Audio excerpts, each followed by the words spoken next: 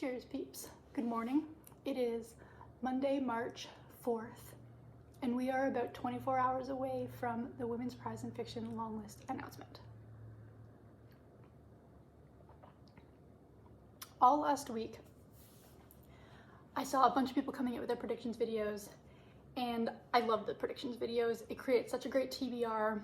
It's crazy how many books end up being similar across a bunch of people's predictions, and then how some people go totally off the radar and come up with a bunch of books that I'd never heard of before or nobody else puts on their predictions list. It's just a really good time in the literary world, super enjoyable, and I love creating a TBR out of these predictions list.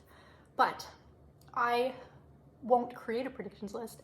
I just don't have my thumb on the pulse enough of all the new releases, particularly because I am in the US, which means a lot of the times my release dates are different from the UK release dates. So I would just never be sure about who was eligible, when that person was eligible, if they're eligible. And I am not so up on new fiction a lot of the time that I would be able to create a very comprehensive list. What I can do though is watch everybody's videos and compile their data into a super, if booktubers were creating a long list, what would it look like? And I had so much fun doing this. So a little bit of the data that I used, I have 40 content creators that put up predictions. This is between YouTube and Instagram. And everybody kind of created their own rules for themselves. Some of them were predictions, some of them were wish lists. A lot of people with the caveat they weren't totally sure that what they were gonna put up was eligible. So all of that applies to this as well, because I did not recheck their work, but I think you'll see from the list that so many people predicted a lot of the same books that they probably are eligible. Out of the 40 content creators, there were 169 individual books that were nominated, and 76 of those books were one vote books. So only the one content creator put that book on their predictions list. And I think that's really cool because it just shows you how many books are eligible for this prize. And now that I have created this list, I kind of hope they're all wrong, because this list is really interesting, and so I hope the Women's Prize gives me 16 more totally different books that I haven't heard of at all yet. I imagine that some of the people on this long list are definitely going to be on the real list, but that is my hope and dream, that everybody's wrong and we just have more amazing literature to add to a TBR.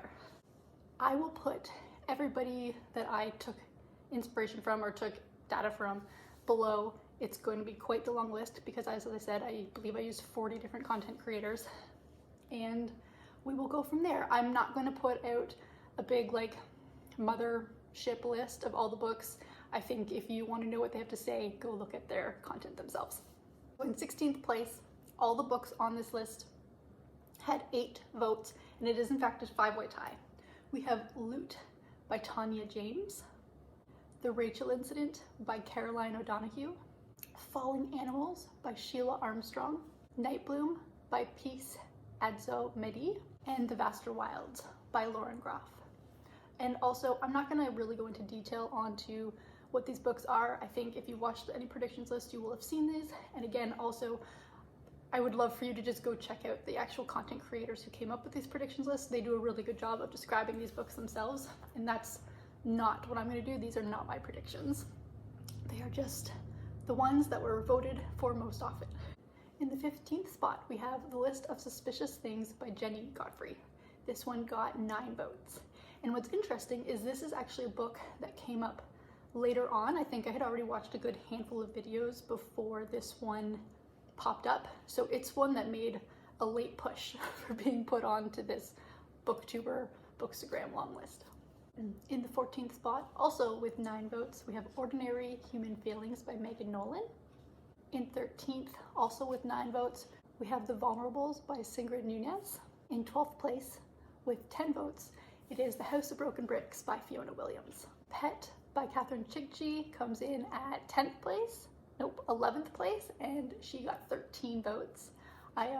This is one of the few books on all of the books that were recommended, one of the few that I've actually read and quite enjoy. So I kind of sort of hope it's on the long list just so that I don't have to read or try to read 16 books, but we'll see. But it definitely is a book that got quite a bit of buzz last year and is continuing into people's predictions list. In 10th, it is Penance by Eliza Clark, and she got 13 votes. With 16 votes coming in at 9th place, it is Enter Ghost by Isabella Hammond, I apologize. 8th place is Soldier's Sailor by Claire Kilroy, and she got 17 votes. So we are getting up there in terms of percentage of people putting them onto their lists. 7th place, it is Land of Milk and Honey by Sipam Zhang, and she got 17 votes. Definitely moving our way up the percentage of people putting it on the list. Again with 17 votes. And in 6th place, it is The Wren by Anne Enright. In 5th place, we have The Fraud by Zadie Smith, 18 votes. 4th place, Let Us Ascend by Jesmyn Ward, another 18 voter. In 3rd place, Tom Lake by Ann Patchett, and this is coming up with 20 votes. So 50% of the people that I took data from voted to have this, predicted to have this on the long list. That's a pretty hefty percentage. Second, with 22 votes, Julia by Sandra Newman. And finally, in 1st place, coming in with a whopping 23 votes, it is The Stormy Maid by Vanessa Chan, coming in 1st place. Most votes, most highly predicted book on the list is The Stormy Maid by Vanessa Chan. So as you'll see, there were definitely some ties, but I didn't want to have like all of the, for instance, there were 3 people with 9. I didn't want to have those 3 books take up all just one spot. So up until the very last position, which was 16th, and that was a 5-way tie, which is when I put the 5 books onto the 1. Everything else is just a single spot. But I think what you would see in the collection of this book is there's definitely some overlap in terms of themes, it looks like. I mean, obviously it's the Women's Prize, so you're always going to get things on just like motherhood and coming of age and what it is to be a woman and challenges that you have to overcome. I think you'll always see that, but there's also such a wide array of the content that women write and the stories that women come up with, and I think that's just such a cool thing about this prize. Like I said, I've only read 1 book on this prediction list as of yet, and there are some that I really have not a lot of interest in reading.